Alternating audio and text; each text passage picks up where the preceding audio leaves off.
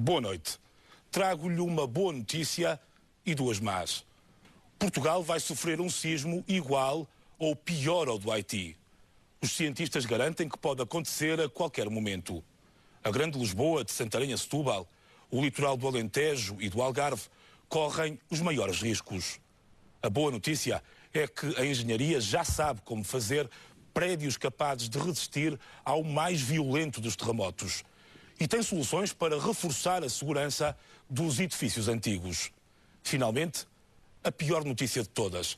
Os últimos governos foram alertados por especialistas formados nas melhores universidades do mundo.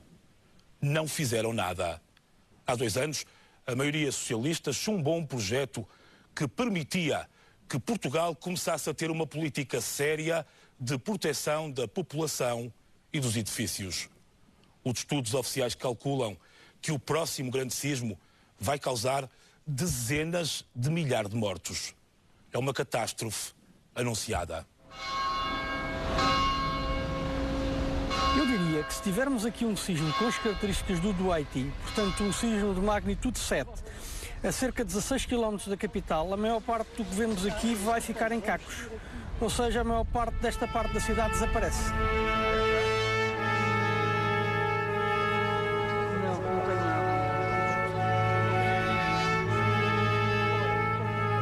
Sofia de Melo Breiner chamou-lhe barca cruelmente construída.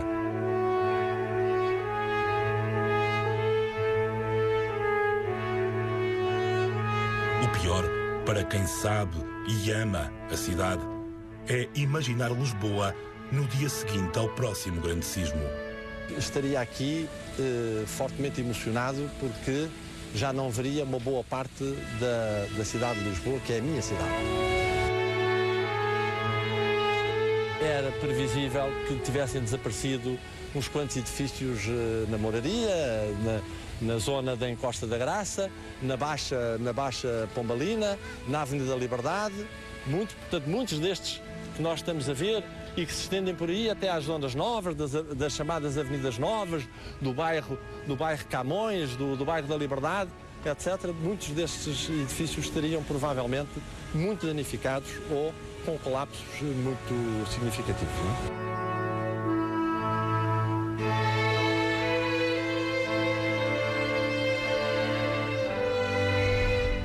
Lisboa navega há 250 anos em águas mansas. Não auguram nada de bom. As forças da natureza estão permanentemente em jogo e há uma aproximação entre as duas placas, a placa europeia ou euroasiática e a placa africana, que estão em colisão permanente. E dessa colisão surgem os sismos.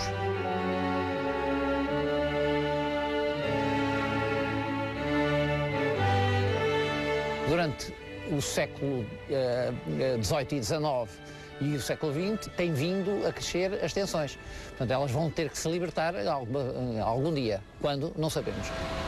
Os geofísicos calculam em 1000 anos o tempo de retorno do terremoto de 1755.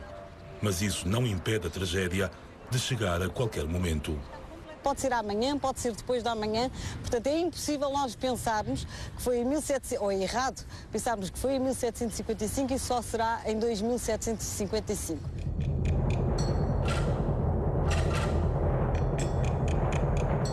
No dia 1 de novembro de 1755, às 9 da manhã, a terra tremeu 2 vezes e arrasou Lisboa. Nesta sepultura aparecem-nos numerosos ossos, a maior parte de crianças. No claustro do Convento de Jesus, agora ocupado pela Academia de Ciências, foram enterrados em valas comuns milhares de lisboetas. Os corpos não estão inteiros.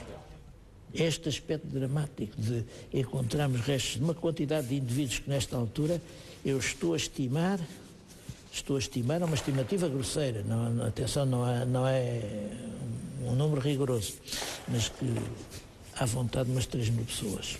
Aqui,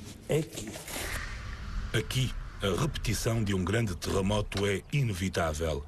O Algarve, Lisboa, Setúbal e parte do litoral alentejano, sinalizados a vermelho e laranja, são as regiões mais expostas a sismos de maior magnitude, ou seja, com libertações de energia de intenso poder destrutivo. O Laboratório Nacional de Engenharia Civil, em 2005, estimou que o grande terremoto do futuro, se acontecesse agora, matava dezenas de milhares de pessoas. O simulador do LMEC é uma das ferramentas técnicas mais sofisticadas que existe no mundo, no sentido de prever danos causados por sismos. E os resultados do simulador apontam, se houvesse uma repetição do sismo de 1755, para um número de mortes entre 17 e 27 mil. 17 mil e 27 mil. É uma tragédia anunciada por causa da falta de resistência de muitas construções. Na Grande Lisboa, 600 mil pessoas, no mínimo, vivem em edifícios impreparados para um terremoto. É previsível que, num sismo forte, a maioria dos prédios colapsem ou sofram danos significativos. Os estudos apontam para números muito elevados. Eu diria que é conhecendo a cidade de Lisboa, conhecendo os hábitos de projeto dos edifícios na cidade de Lisboa. Eu tenho receio que possamos ter riscos acentuados em mais de 50% dos edifícios da cidade. Em mais de 50%. A ideia de que os edifícios de betão armado estão imunes aos sismos é perigosa, porque está errada. Na década de 40, nas chamadas Avenidas Novas de Lisboa, foram construídos muitos prédios de grandes dimensões para dezenas de famílias que a literatura científica na área da engenharia considera exemplos de perigo. O problema é não terem paredes no resto do chão. Devido a terem menos paredes no resto do chão, pensava-se que as vibrações não passavam para cima. No entanto, nos sismos que ocorreram mais tarde, veio-se a descobrir e a observar que eram edifícios com menos resistência, porque a vibração dos andares de cima, em cima com os pilares de baixo mais flexíveis, levava à destruição dos pilares dos andares de baixo e muitos edifícios deste género colapsavam. Portanto, na realidade, é um sistema um bocado fraco. Estas são fotografias de prédios semelhantes que ruíram na cidade italiana de Áquila, em abril do ano passado. Foi um sismo de 6,3, relativamente moderado, mas matou 300 pessoas. Para estes prédios, no entanto, há uma solução barata. É possível reforçar muito significativamente a resistência destes edifícios com obras baratas e fáceis de executar. Por exemplo, preenchendo este painel entre pilares com betão armado ou com 2 perfis metálicos em forma de X, porque assim eliminamos o ponto fraco que é o andar de baixo. A Grande Lisboa está sobrelotada com 3 milhões de pessoas. Faz lembrar as caravelas da história trágico-marítima, aparelhadas para naufragar. Construções frágeis são cruéis porque vão voltar a matar quem nelas vive. Este crânio de criança, de uma criança, mostra-nos uma pedrinha que apareceu aqui escravada no frontal. Uma pedrinha pontiaguda, provavelmente de um muro ou de qualquer estrutura que caiu e veio perfurar o frontal. É uma criança morta no terremoto. E teria sido causa de morte, porque foi certamente atingir o encéfalo. Eu estou a virar com todo cuidado, a virar o crânio. Lá está a ponta da pedra, que certamente foi afetar o encéfalo. Meia hora a 40 minutos depois da derrocada que matou esta criança, uma onda gigante engoliu a Baixa de Lisboa. Muitos que sobreviveram aos 2 abalos de terra acabaram por morrer afogados. O tsunami levou para o mar corpos e pedaços de edifícios. Era dia de Todos os Santos. No século XX, vários sismos deram origem a tsunamis, de que ninguém no mundo se esqueceu. Esta sinistra combinação de fenómenos da natureza vai repetir-se.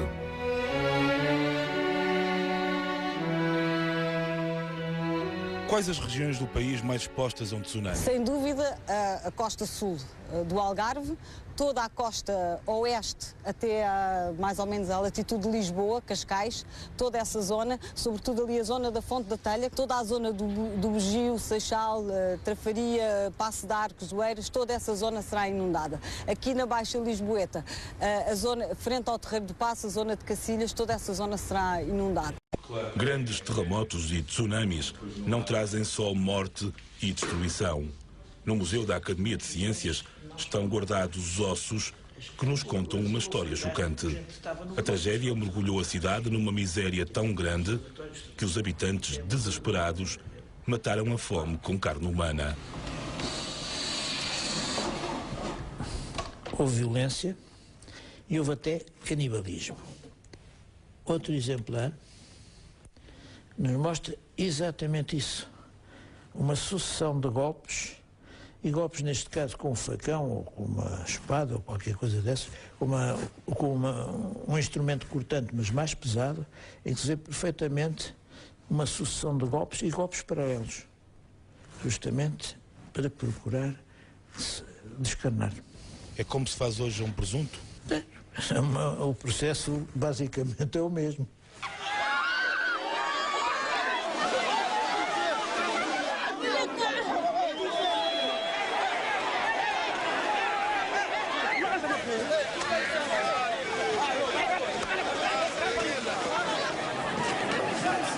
A violência que vemos no Haiti aconteceu em Lisboa e a miséria também pode repetir-se aqui. Com um sismo como o grande sismo de 1755, teria um impacto na economia portuguesa equivalente a um ano de criação de riqueza. Portanto, teria um impacto direto, equivalente ao PIB. Viria pelo menos uma geração, 2 gerações, que iriam ser significativamente mais pobres. É uma alteração dramática da capacidade, de manter o modo de vida que conhecemos. Um grande terremoto é a pior catástrofe que se pode imaginar para o território português. Mas esta notícia tem um lado bom. A moderna engenharia tem soluções seguras para proteger a população. Não vale a pena entrar em pânico com estes números. Seria uma atitude irracional. Mas igualmente irracional e mais grave é não se fazer nada para prevenir as consequências de um novo sismo. Vale a pena, pode poupar milhares de vidas.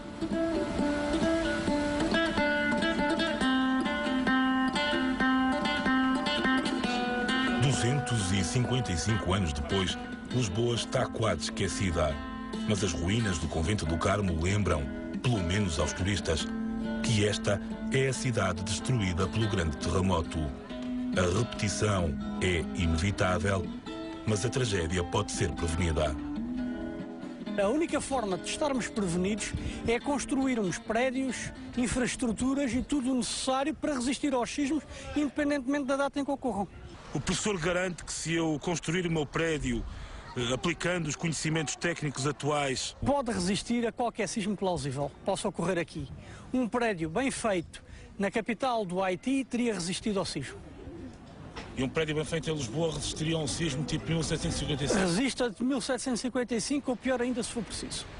O terremoto de 1755, com uma magnitude de 8,5 a 9, foi dos maiores de sempre. O epicentro localizou-se a sudoeste de Sagres, na falha geológica entre os Açores e Gibraltar, a mais de 270 km de Lisboa. O sismo do Haiti não passou da magnitude 7, mas rebentou muito mais próximo da capital, a cerca de 15 km. Também nas últimas dezenas de quilómetros do Tejo, na grande malha urbana de Santarém a Setúbal, há falhas ativas que poderão a qualquer momento provocar sismos de magnitude semelhante ao do Haiti. Se for um sismo de magnitude 6, numa falha aqui junto a Lisboa, pode causar uns milhares de mortos. Se for um sismo numa falha do Algarve, também pode ser uma situação desse género, não é? Nós devemos estar preparados para sismos de muito menor magnitude, que esses sim são mais frequentes.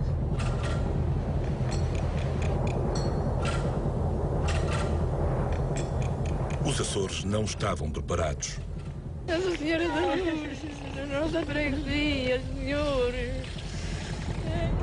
No dia 9 de julho de 1998, bastou um sismo de magnitude 5,6, relativamente moderado, para deixar 1.700 desalojados na Ilha do Faial, 9% da população.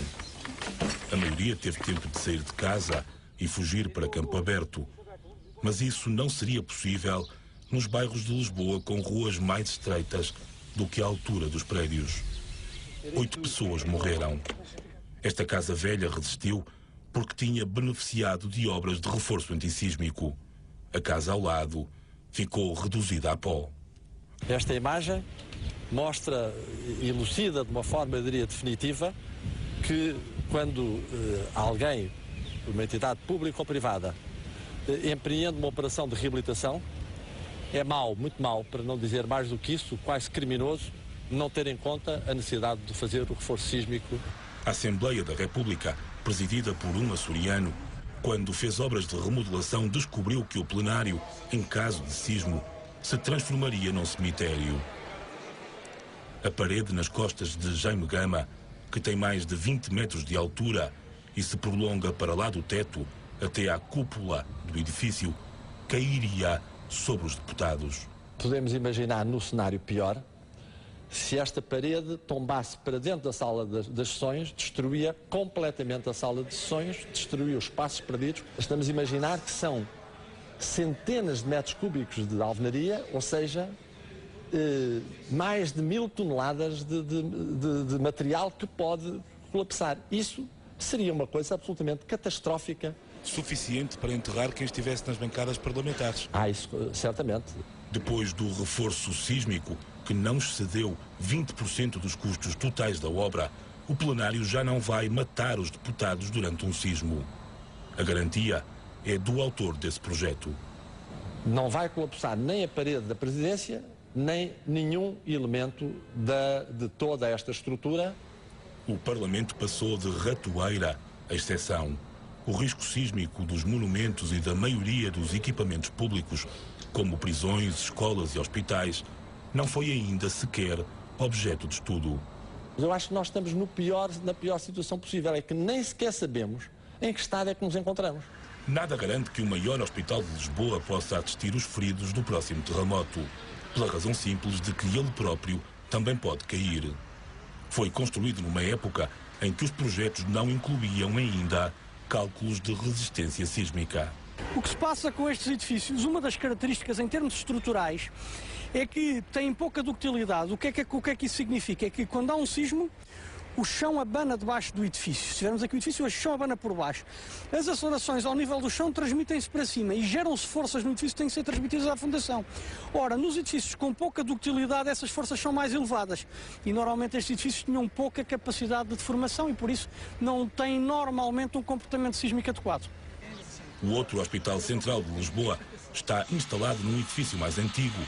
Para se adaptar às necessidades da medicina atual, já sofreu muitas obras de remodelação que o tornaram mais vulnerável a um sismo. Aquele hospital é hoje uma amálgama de construções, de intervenções, etc. Quem é que sabe o que é que se passa com o Hospital de São José? Enfim, talvez tenhamos a sorte de ele ser uma das estruturas substituídas pelo futuro Hospital da Zona Oriental de Lisboa. Sim, eu diria que venha depressa. O primeiro regulamento antissísmico português é de 1958, mas só nos anos 80 foram publicadas normas de construção consideradas satisfatórias pelos especialistas.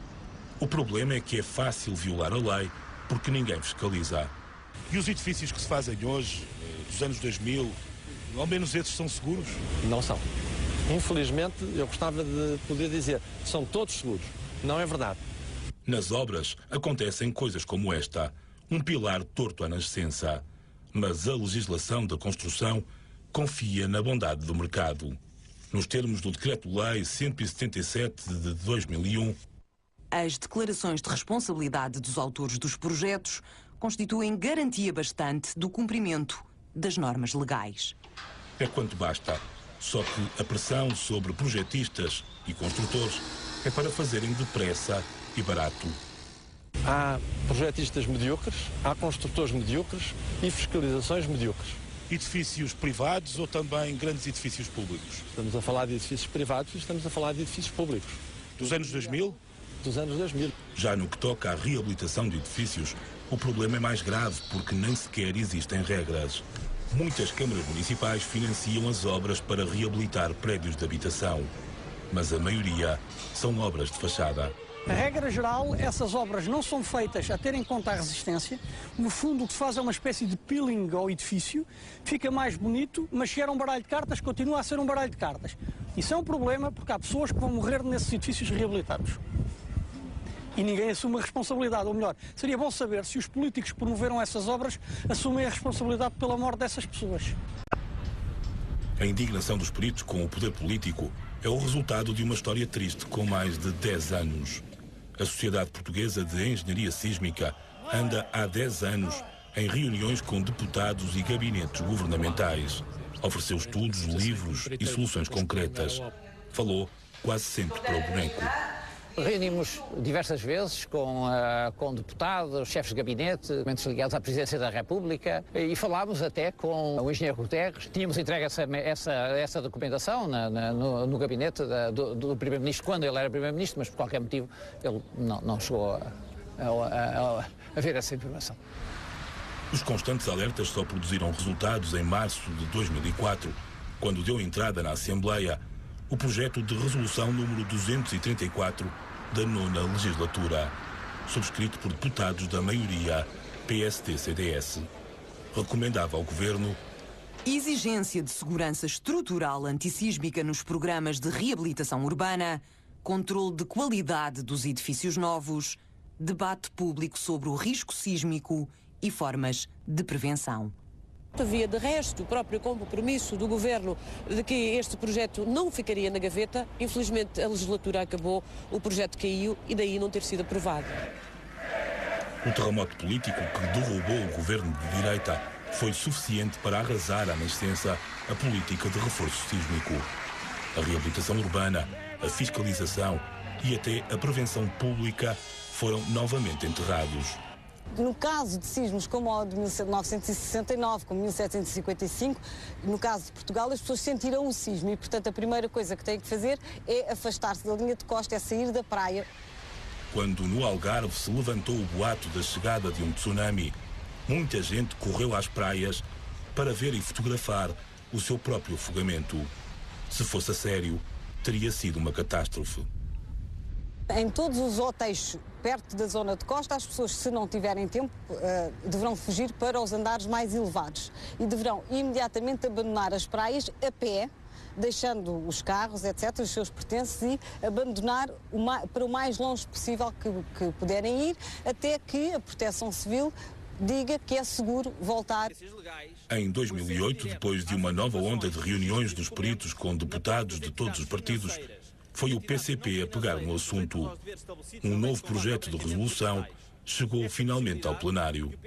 Embora não saibamos quanto tempo passará até ao próximo sismo, sabemos que perante a dimensão do trabalho que nos resta fazer, todo o tempo será pouco, porque depois Portugal está na estaca zero em matéria de minimização da vulnerabilidade sísmica. O projeto foi chumbado pela maioria socialista, suficiente para travar os votos favoráveis de todos os partidos da oposição. Projeto de resolução 9110 do PCP recomenda ao Governo que tome medidas para a minimização de danos materiais humanos consequentes a episódios sísmicos. Votos a favor, podem sentar, abstenções, contra do PS, rejeitado. Depois do chumbo, a Sociedade Portuguesa de Engenharia Sísmica foi novamente recebida na Comissão Parlamentar de Obras Públicas. Existe uma gravação áudio desse encontro. Pelo menos reforçaram a parede da sala do plenário da Assembleia da República e que vão reforçar a do Senado. Mas isso é para evitar que morram os deputados. Agora temos que nos preocupar com os outros 10 milhões de pessoas que estão lá fora. A deputada do PS, que presidiu a reunião, não tinha explicações para o chumbo decretado pela sua bancada. Queria dizer que entendo que o vosso trabalho é extremamente útil, porque realmente estas questões, tal como disse há pouco, não podem não dar votos, mas se acontecem, tiram votos. É muitíssimo pertinente e até altamente louvável o trabalho, que se calhar um bocado quixotesco da vossa parte, de alertar para estas questões. O grupo parlamentar do PS, a pedido da TVI, explica agora as suas razões. Nós não temos nada que recomendar mais fiscalização. A lei prevê já essa fiscalização. Todas as obras são feitas com base em regulamentos existentes que combatem, portanto, essa possível catástrofe que seria um sismo. Não há obrigação de fiscalizar essa regulamentação. Não há nenhuma entidade em Portugal com obrigação de o fazer. E haver regulamentação antissísmica também havia no Haiti e o resultado foi o que se viu. Fiscalizadas ou não, muitas obras só têm servido para aumentar o risco de derrocada dos edifícios em caso de sismo. A Baixa Pombalina, construída com tanto rigor, arrisca-se a passar à história. Quando num edifício na Baixa se cortam pedaços da fachada para fazer umas montras muito interessantes, ou se suprimem as estruturas no primeiro piso para fazer open space para zonas comerciais, o que é que se espera que aconteça? Nós provavelmente o que veríamos era partes da Rua Augusta no chão, partes da Rua do Ouro no chão. Muitos prédios da Baixa Pombalina ficaram sem pilares no resto do chão, cortados para abrir espaço a montras ou portas de entrada. O tracejado verde indica o pilar estrutural do prédio, que já não existe no piso térreo. Há dezenas de exemplos. Há bons exemplos que provam que é possível remodelar uma loja sem tocar nos pilares estruturais, mas são uma minoria. O acrescento de andares é outra ameaça ao coração de Lisboa. Como nós podemos ver daqui, as alturas dos prédios são diferentes. Na construção pombalina original era tudo semelhante, todos tinham a mesma altura. Portanto, os pisos acrescentados enfraqueceram os edifícios. Outros inconvenientes do ponto de vista estrutural, alterações que foram feitas, alterações negativas, foram o corte de elementos da gaiola pombalina no interior dos edifícios. E foi também a introdução de canalizações, principalmente de água e também de gás, que foram introduzidas nas paredes, cortando a madeira e não ficando os defeitos à vista. É por isso que, quando se repetir um novo sismo, grande parte da Baixa tem um risco sério de ser destruída. Às ordens do Marquês de Pombal, a primeira indústria imobiliária portuguesa nasceu para reconstruir Lisboa. Já todos ouvimos falar da célebre gaiola pombalina, uma intrincada estrutura de madeira pensada para resistir aos abalos sísmicos. Só que o rigor e a segurança foram abandonados à medida que o grande sismo ficou para trás na memória coletiva. Do solo de Lisboa brotaram milhares de prédios a que os especialistas chamaram gaioleiros. O próximo sismo vai derrubá-los, quase de certeza. A maior parte dos edifícios gaioleiros, ou uma grande parte, se forem sujeitos a um abalo semelhante ao 1755, colapsam. E, portanto, para que não colapsem, têm que ser objeto de reforços mais relevantes que aumentam o custo. Mas nós temos milhares desses edifícios em Lisboa. Nós temos. Os especialistas dizem que há milhares de prédios dos séculos XIX e XX que vão cair. Eu, em prédios do século XIX, não vou entrar nesse pormenor, desconheço se eles cumpriram ou não essas normas. Agora, não tenho dúvidas nenhumas que os edifícios recentes e aqueles que hoje estão a ser feitos em Portugal, quer sejam edifícios privados, portanto, pertençam à iniciativa privada, quer sejam edifícios públicos, estão devidamente projetados. E estou certo também que a fiscalização, nada me leva a crer o contrário, que as diferentes fiscalizações, quer do âmbito municipal, quer nos departamentos do Estado, existiram. De facto, não há. E basta ver, quer dizer, o Governo tem que ter a consciência disso, porque o Sr. Primeiro-Ministro é engenheiro civil, já fez projetos de obras sujeitas a licenciamento municipal e, portanto, tem a obrigação de estar perfeitamente ciente de que a fiscalização camarária não existe. A fiscalização camarária dos projetos de estruturas. Além do mais, as câmaras municipais não têm nem a obrigação legal, nem os meios para fazer essa fiscalização. Portugal tem os prédios e as prioridades políticas que tem. O facto de nós termos essa sorte de termos sismos bastante distanciados no tempo, sismos importantes, é o nosso azar. Isto pode parecer quase cínico, mas é um pouco aquilo que eu acho. Se já tivéssemos tido, se em 1969 o sismo que houve tivesse sido um bocadinho mais forte, provavelmente já tínhamos muitos desses problemas resolvidos. Foi pecado, e foi pecado, sim senhor. Será preciso uma nova catástrofe com dezenas de milhares de mortos para haver uma política de proteção das pessoas e do património? A estimativa do LNEC de 27 mil mortos leva em linha de conta o estado de degradação dos prédios de Lisboa? O estudo do LNEC presumia que a qualidade de construção era boa, que estava-se tudo feito de acordo com a regulamentação. Como isso não é a realidade, isso agrava. Portanto, há um fator que torna isso, a realidade, pior do que aquilo que o LNEC estudou na realidade. 27 mil mortos pode pecar por defeito. Isso aí pecariam por defeito. Arrepia, sim senhor. O Marquês de Pombal, depois do terremoto, mandou enterrar os mortos. mas não se esqueceu de cuidar dos vivos. Aquilo é uma tempestade madonha, aquilo vai para lá do que é eterno, aquilo era o retrato do inferno. Vai ao fundo, vou ao fundo, e vai ao fundo, sim senhor, que vida boa era a de Lisboa.